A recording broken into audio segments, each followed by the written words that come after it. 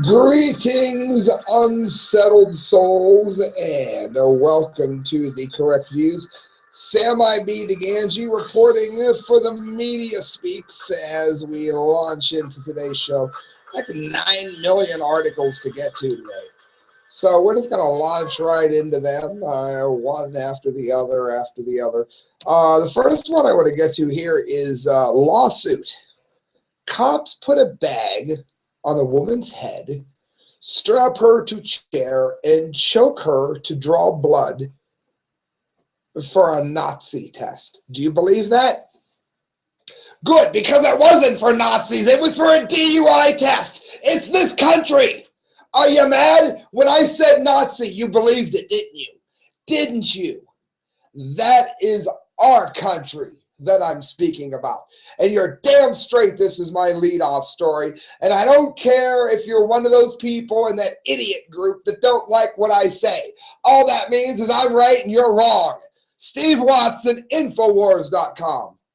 A woman is suing a host of parties after it emerged that cops in Austin, Texas, forcibly took her blood for a DUI test in a scene that sounds like something that would occur at Guantanamo Bay prison camps, or as I would say, Nazi Germany. So you don't like the way I talk. Oh, you don't like my set. You don't like the video quality. Do I care? Do you even understand what is happening to your own country? Do you understand that it doesn't matter if everybody in the known universe hates me, that I am reporting on something that affects the people that are hating me? I am dead serious here. How could anybody with a thinking part of their brain possibly be against what I am saying here? And what I'm saying is that this is utter BS. Carolyn Calloway was arrested by a police officer after she refused to take a breath test during a routine traffic stop. Ms. Calloway was taken directly to the Travis County Jail where the shocking events unfolded. Calloway's attorney told reporters at Courthouse News that despite only passive and verbal resistance, she was taken to a small padded room like she was a nutcase, where she was surrounded by officers and strapped into the chair with her legs, wrists, and shoulders restrained. Do you realize that this was the way that they treated the Jews in Nazi Germany? Do you realize that this is how they treated Christians in ancient Rome? Do you realize that this is how every nasty regime treats its fellow people? Or are you just part of a group that notices that I don't make eye contact, even though I'm trying to talk into 2 cameras at one time and read a quote? Maybe you're too busy deciding whether or not you like my hair. Oh, my tattoo looks so unprofessional. Oh, I'm such a gay guy. You know what? I ain't gay at all. And I don't care if you think I am. What I care about is trying to tell people what around them, regardless of what they may or may not think of me. So eat it.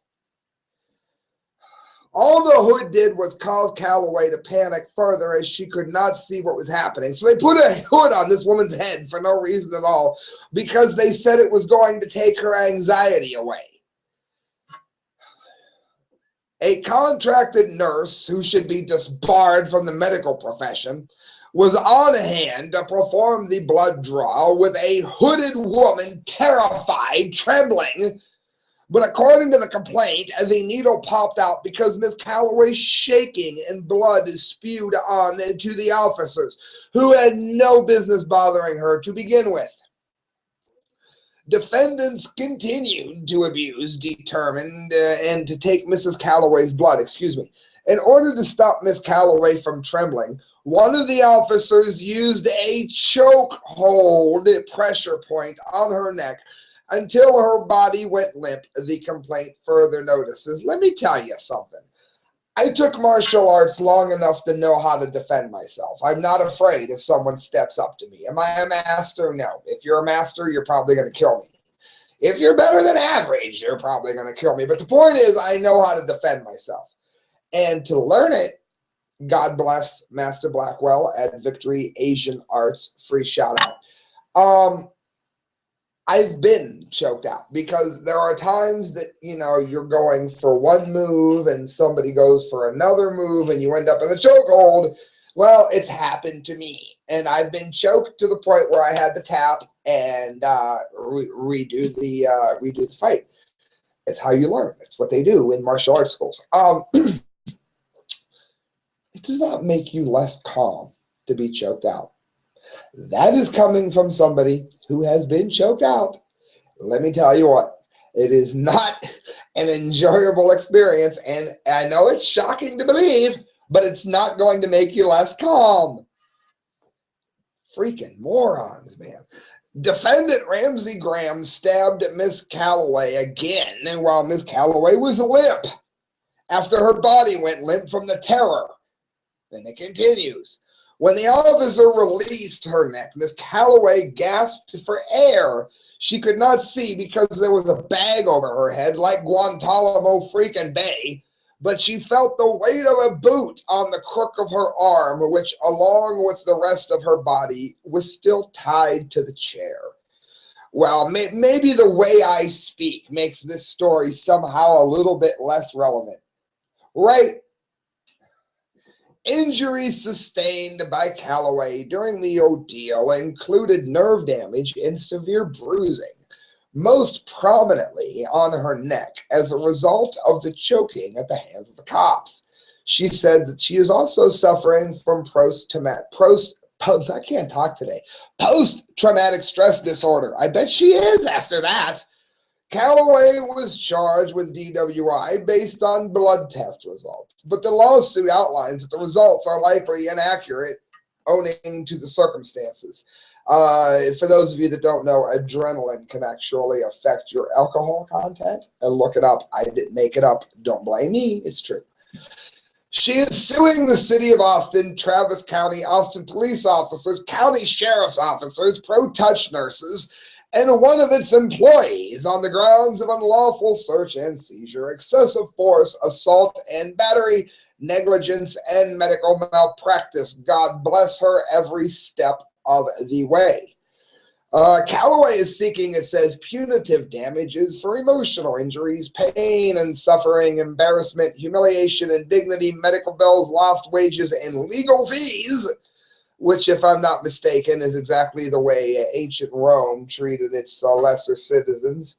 Calloway says she is pursuing the case in order to change a government policy here and nationwide for the betterment of all citizens. This woman is a hero. Most people would have just sat down and taken it. Let's support Miss Calloway. Can we agree on that?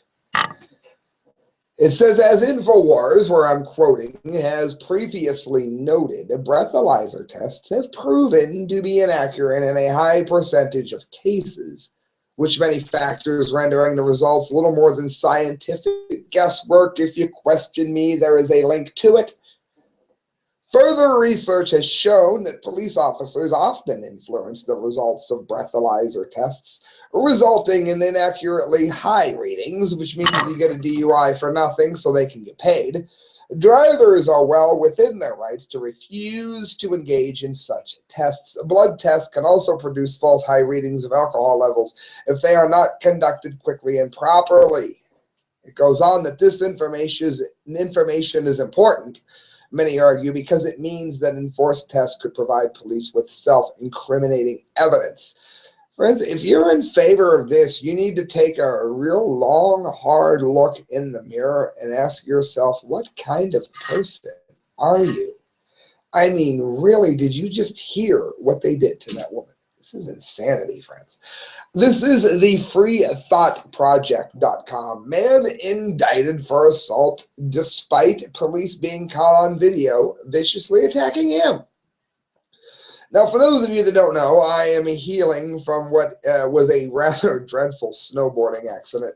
This rib here, when I, right there, breathe in that far, doesn't feel very good, okay? I get what an injury like this feels like. I really do. You have instances where police have a chance to really attack somebody. I was injured. I got up off the snowboarding hill I was on to continue the story. And in my city, Officer 183 was one of the nicest, most helpful people ever. I live in Ohio, the land of ice, snow, burr, and all things cold.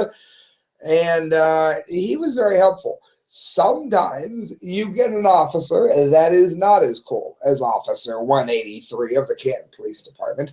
And when that happens, this kind of travesty happens. Atlantic City, New Jersey, excuse me. A terrible injustice is transpiring in New Jersey this week as a man was just indicted for assaulting police officers after surveillance footage clearly shows one of the worst cases of police brutality ever caught on film. Connor Castanelli, 22 of Linwood, will stand trial for 3 charges: aggravated assault on a police officer, a third-degree crime, resisting arrest with threats or use of force or violence, also a third-degree crime, and inflicting harm on a law enforcement animal, a 4th-degree crime. So somehow you're supposed to be able to sick a dog on somebody, and they're not supposed to defend themselves, for one.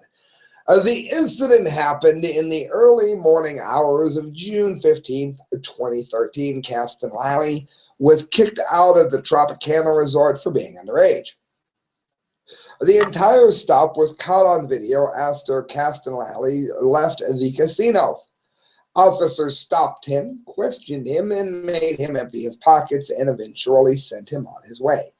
However, it goes on, after he walked away, he is seen on video yelling something at the officers, a mistake that nearly cost him his life. Now, pause. Keep in mind there is the freedom of speech in this country, and it has been backed up against police officers by the Supreme Court, so please don't blame me for it. I'm simply telling you what the law of the land is, and it's fact. After a brief verbal exchange, police run up to the 20-year-old man and proceed to beat him to the point of hospitalization, just like the Nazis did. After he was on the ground, much like the Nazis did, lying on his stomach, a canine officer, which is a dog, showed up and sicked his German Shepherd on the already subdued man, apparently letting the dog tear his neck apart is a punishable offense, as one of the charges that he faces is inflicting harm on a law enforcement animal. In other words, the dog bit him and he kicked the dog's ass, which you can't blame him for. The canine officer, Swine Sterling Wheaton, has been named in at least 6 other lawsuits. The lawsuit filed in 2013, and his family makes this now the 7th. Now that Castanelli has been indicted for these ridiculous charges, the officers are subsequently cleared on the allegations of excessive force. Only in America. We find ourselves in backwards times here in 21st century America. It says, in today's society, a man can be beaten and maimed to the point of needing hundreds of stitches and put back together. And the 6 people who did this to him are said to be the victims. This is a shameful situation indeed. I couldn't agree more, guys. Go look up the video. It's at thefreethoughtproject.com. Moving on, I couldn't resist this from Daily Mail. ISIS, such wonderful people. Was Jordanian pilot burned alive after a sick Twitter campaign among ISIS supporters to name the method of his death? This is messed up.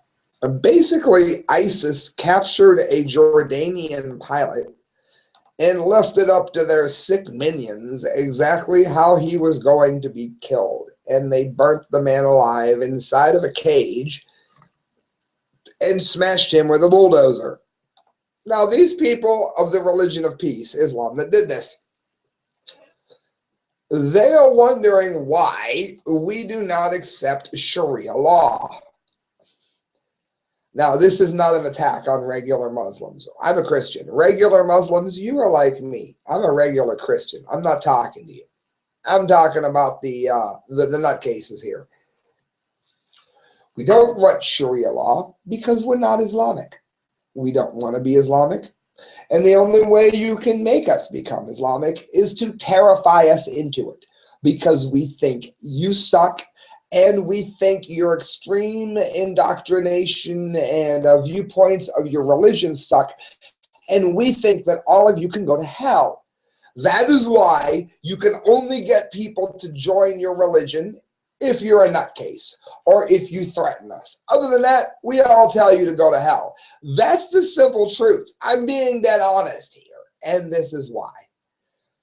Thousands of ISIS supporters took to Twitter in the days after Jordanian pilot WAZE al-Kasheba was captured to suggest sick methods of execution, including the two techniques that ultimately resulted in his death. It emerged today. Yeah, because fascist Islamists can only do things that bring down the lowest common denominator of all humanity.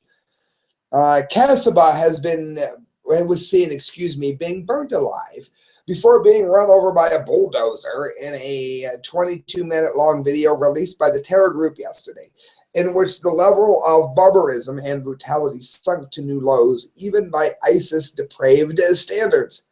The method of murder raises the chilling prospect that ISIS may have been influenced by the Twitter campaign, which used the Arabic hashtag suggest a way to kill Jordanian pilot pig to lessen ideas from the terror group's supporters. What's amazing to me is the feminists in this. They're not sticking up for this man's wife. They're not sticking up for all of the pain she's in. Why? Well, because it's not politically correct to do so, right? In the days after Kasaba's capture, it says, which occurred on December 24th, Christmas Eve, no less, which doesn't mean anything to these animals, when his F-16 fighter jet suffered mechanical problems and crash-landed close to ISIS Syrian stronghold and de facto capital Raqqa, militants used Twitter to crowdsource ideas for his execution. And basically, they picked burning alive and smashed by a bulldozer. Why? Because that's what pieces of human filth do when they can't think of anything else to do. And I'm dead serious. I'm not talking about your average Islamist, because your average Islamist is agreeing with me right now. But these crazy Sharia jihadi nutcases know that there's only one way they can get anybody to join them, and that is to terrify them into it, because the rest of us are telling them quite concisely to go to hell. Finance.yahoo.com. Sheriffs want popular police tracking app disabled. It says sheriffs are campaigning to pressure Google Inc. to turn off a feature on its WAZE traffic software, WAZE, that warns drivers when police are nearby. They say one of the technology industry's most popular mobile apps could put officers' lives in danger. How about this? Why don't you filthy sons of bitches quit pulling people over for nothing? Why don't you quit giving low-level DUIs? By that I mean first tier, not 2 or 3. Why don't you quit spying on us? And maybe we, in turn, will quit spying on you. Otherwise, you can get on all fours, suck a fart out of my rear end, and rate the taste on Yelp. WAZE, which Google purchased for $966 million in 2013, is a combination of GPS navigation and social networking. 50 million users in 200 countries turn to the free service for real-time traffic guidance and warnings about nearby congestions, car accidents, speed traps, which should be illegal, and traffic cameras. So basically, I'm asking two things. I am asking here at 4:20 in the morning. Yes, I said it. I am asking here at 4:20 in the morning for you all to download WAZE so that the police cannot obliterate your Fourth Amendment right. And I'm also asking for other users to please create things like WAZE, give them out freely to as many people as humanly possible, and help protect what we know is our Fourth Amendment, right? If you don't know what the Fourth Amendment is, look it up and you'll see that I'm correct. Friends, you are listening to The Correct Views. I got 4 more stories to get to, actually, so please don't zone out on me. I just wanted to mention real quick, if I could, that Mike McLaughlin writes some of the best vampire fiction you've ever read. Do I have any horror readers in my crowd? If I do, I'm telling you, I have the writer for you. Look up Mike McLaughlin on Facebook.com. Telling you heard about it from The Correct Views, and be delighted that you did so. Guys, next story that I'm getting to, it's brought to you by Change Transportation. If you are in Canton, Ohio, or within a 50-mile radius thereof, look up Change Transportation, and you'll be glad you did. He price matches taxi fares. He's not technically a taxi company. He's a transportation company. Call him. Tell Kenny you heard about him on The Correct Views. Guys, Reuters.com, for those of you that say that I don't give any sources in certain groups. Washington State Attorney General seeks to raise the smoking age to 21. Now, Christelle, my loving behind-the-scenes queen, will tell you up front that if you smoke, I think if you smoke cigarettes, you are one of these stupid people in the world. You're a moron. You're an idiot. You don't even get high from it, for crying out loud. You poison yourself without any of the fun. However, it is your right to do whatever you want with your body, and you certainly don't need to answer to me. It's between you and God. If you want to be an idiot, it's between you and God. It is not a decision that needs to be made by the federal government. This is where I come out on the side of smokers. Washington State's top lawyer was set to unveil legislation on Wednesday seeking to raise the legal smoking age to 21 from 18, in a move that could make the first state to become such a threshold. And let me ask you something. Weed is illegal. Do you think anybody in Washington might smoke weed, even though it's illegal? All this is going to do is make it more inviting for them to do it. Have these people never been teenagers? Of course they have.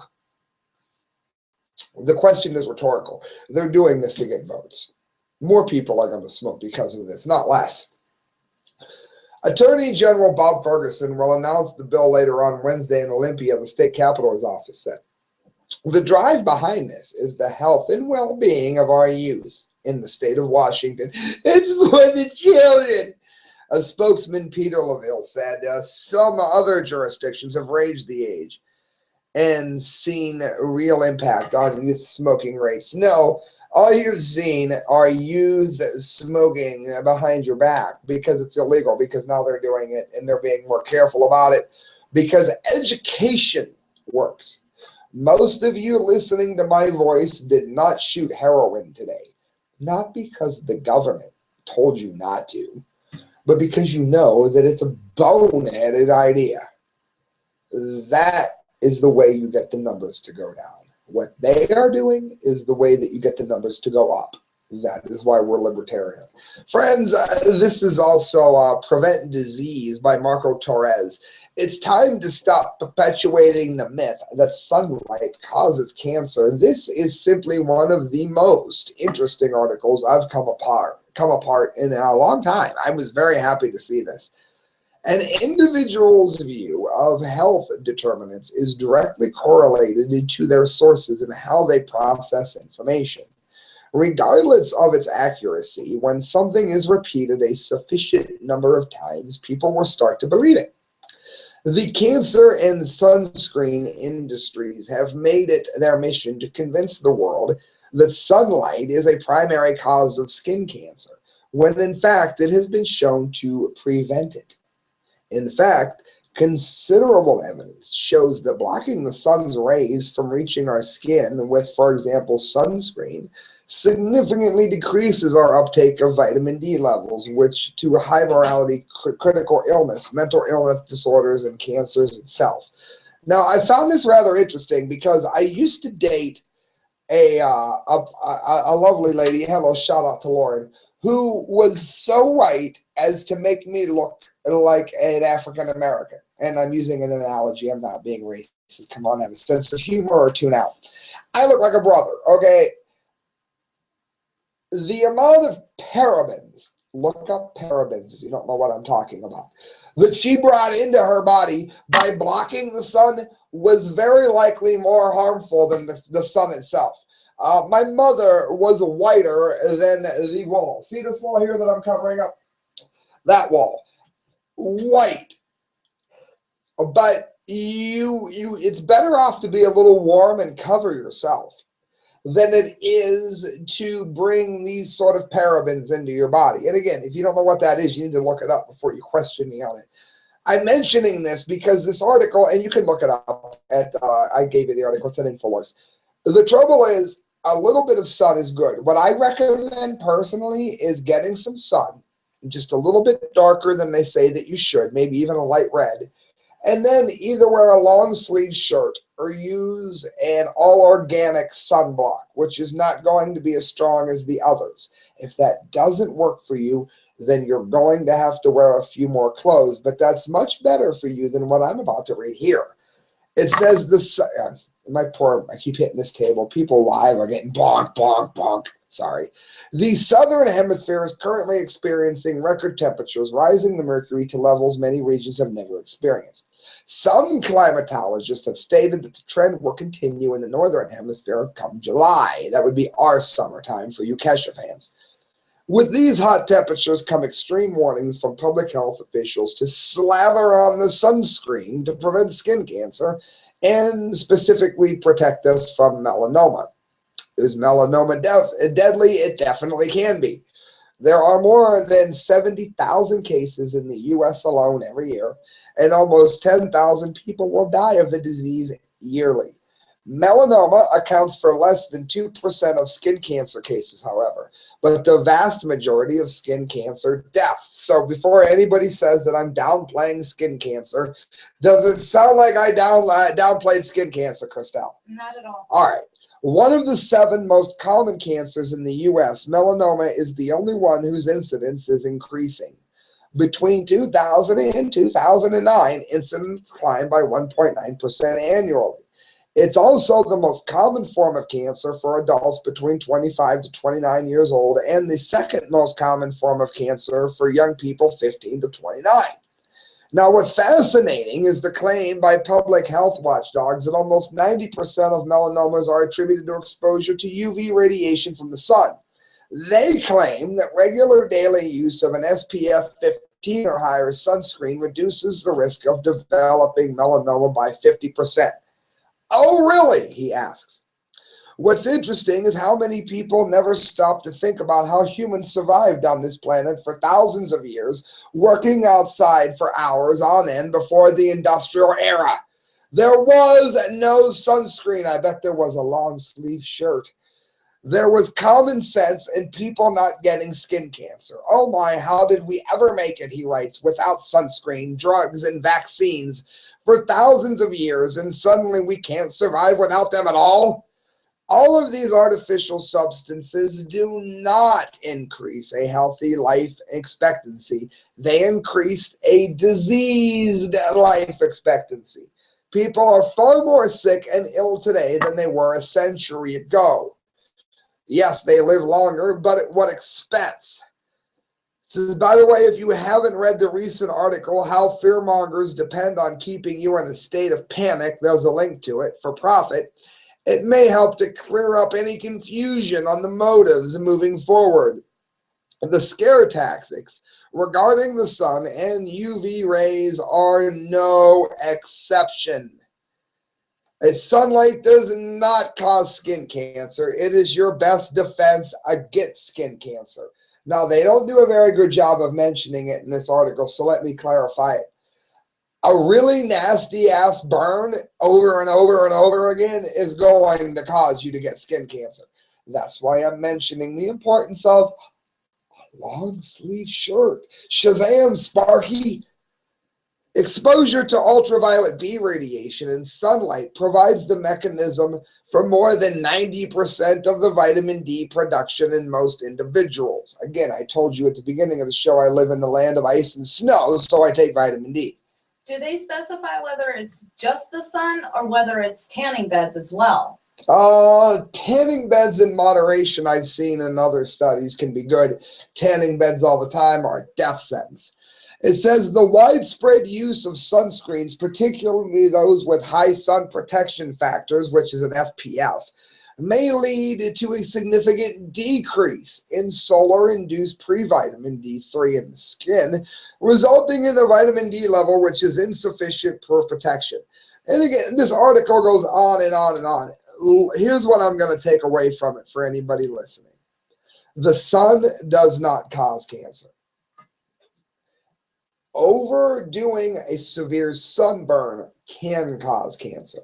You are best off using a long sleeve shirt in the hottest, sunniest parts of the day, even if it's some kind of mesh, and using an organic sunscreen than you are of using these poisons that I've talked about. And if you question what I'm saying, then look up parabens. Guys, that brings us to the Dumdy of the day. This is from Pinac. Listen to this. New York cop pulls gun on teens having a snowball fight. Fearing for his life, it says, a New York cop pulled a gun on a group of teens for having a snowball fight. Christelle is trying so hard not to laugh on camera, she's starting to sputter. Don't effing, I did censor it, move, guys. The New Rochelle police officer, or the link to it, can be heard on video as he points his gun at the youth, who are down on their knees with their hands in the air. Yeah, I bet they probably crapped themselves. The smell of diarrhea was probably fresh in the air. I probably would. The cop proceeds to pat each of the youths down with one hand while holding the gun, continually telling them not to move. Once the officer realized the fear was all in his head, he released the teens with no charges. Well, how benevolent of him! The officer had initially responded to the disturbance, according to Raw's story. The video was recorded by a witness who stated the following, quote, "They were having a snowball fight," she explained. This group of guys was having a snowball fight, and now a cop has a gun on them. And you guys wondered why I praised Officer 183 at the beginning of this. These teens are lucky to have escaped the long arm of the law without injury. Perhaps they read the New York Mayor de Blasio's advice to his son, Dante, on how to deal with police. That's a joke. You'll have to look it up. The video was originally posted on a site in New Rochelle's Talk of the Sound, but that site has since crashed. How coincidental, due to so many video views. The second video showing the cop releasing the teens is on that site. Go to Infowars.com. They'll give you the full scoop on it. Friends, you're listening to The Correct Views. Sam I.B. to Gangi signing off, reminding you to look up the work of Kyle, Court, D-Lake, and myself. We are posting all the time. Also, make sure that you donate to the show if you can, because every penny you give to me goes towards a better show. I'm trying to make this my full job, looking at about 25 a year so I don't starve. Somebody out there can donate $25,000 to this show, and I'll give it to you 5 days a week, 3 hours a day, 2 weeks off for vacation. Most of you listening can't, but 1 or 2 people can, and it is you that I am asking to make it a reality. Good night, friends. God bless.